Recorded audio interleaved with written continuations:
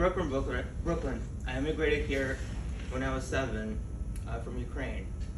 My parents did not have the resources to give me access to sports or nature or really nice expensive things. I I mostly just like to stay out of trouble, live snugly in my head, and watch TV. I did not develop the masculine virtues of courage, discipline, leadership, grit, endurance, determination. So I never expected to be friends with somebody like Nick. He was from Canada. He grew up with with like nature and every kind of sport, from golf to baseball to ice skating. He once unironically said that his dad was into bird watching. Birding. I was like, what does that even mean? Bird watching. It means that our dads have nothing in common. He was so strong. Like, he once handed me something and his fingers were the size of tree stumps. He knew like everything about health. Like, I once got excited about fermenting, and he just kind of reached in his pocket and handed me this fermentation device. And he had this amazing house with no clutter, and everything was like really nice. Like it looked like a Pinterest post. And when he traveled, he stayed in the fanciest hotels. This guy was not interested in bargains.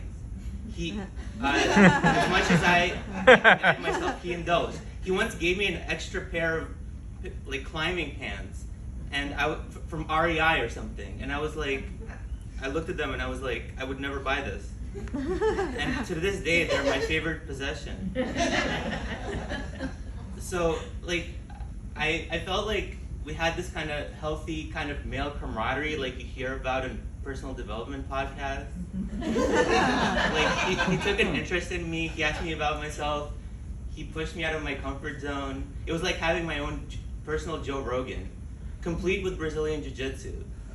He decided that we should go and do Brazilian Jiu-Jitsu, and he was great at it. He got like a brown belt in record time, and I felt like I was gonna die in every single class. His idea was that you don't need to be strong in Jiu-Jitsu, you need technique. But actually it turns out if you're not strong, you need to be fast, which I was not. So I thought I was gonna get, like, I never beat anybody. All I got was 2 pity stripes on my white belt for attendance. And eventually I thought I was gonna break my back, and I left, and nobody tried to convince me to stay.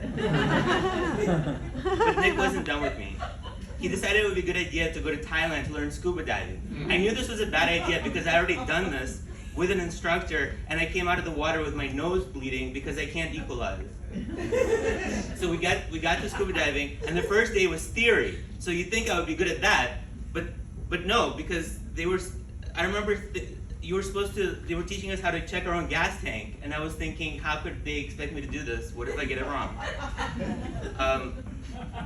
And then the practice part, I came out of the water, my nose was once again bleeding, and I think my ears were also bleeding. And I spent the next day vomiting in our fancy hotel while Nick, finished his class, went off to the north, and I was stuck on the island because I had barotrauma and I could not fly.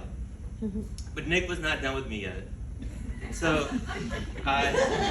he got into rock climbing. So he got a bunch of our coworkers with his leadership skills to like come and be this group of I would be there like once or twice a week, 30 feet in the air, trying to like do some puzzle with Nick belaying me, like not letting me down. One time I was up there, he's belaying me, and I was just giving up, and he wouldn't let me down. And I was like, I'm done, and he wouldn't let me down. So I just had this breakdown. I was like, I'm not like you. I can't do this. Like I can't do what you do. I don't have these kind of qualities. You can't do Canadian. And so I defiantly kicked off the wall, flew away, flew back into the wall, and I hurt my foot, and I have no idea how I made it to the doctor to get my cast. And I blamed Nick for not letting me down, and he denied responsibility, and in retrospect, he's right. So, there was one time we went climbing, and his girlfriend was belaying me, and she didn't have me. I was halfway up the climb, and she says, "I don't have you." And later that day, you think that would be enough stress? He made me do the dumbest thing ever: rappel from the top of a climb down. What that means is you attach yourself to the anchor, you look down 300 feet, you say your prayers, you unhook the safety rope, and you belay yourself down instead of just walking down.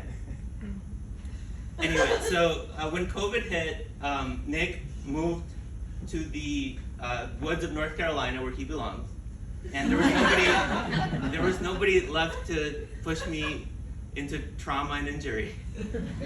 And I think it's okay because eventually I did the scuba diving license, and I realized I was never going to be as good at sports, fitness, health, interior design, real estate, great determination, or leadership like Nick. He was probably also better in bed. But at least I could do one thing I don't think he would do, which is get on a stage and tell a story.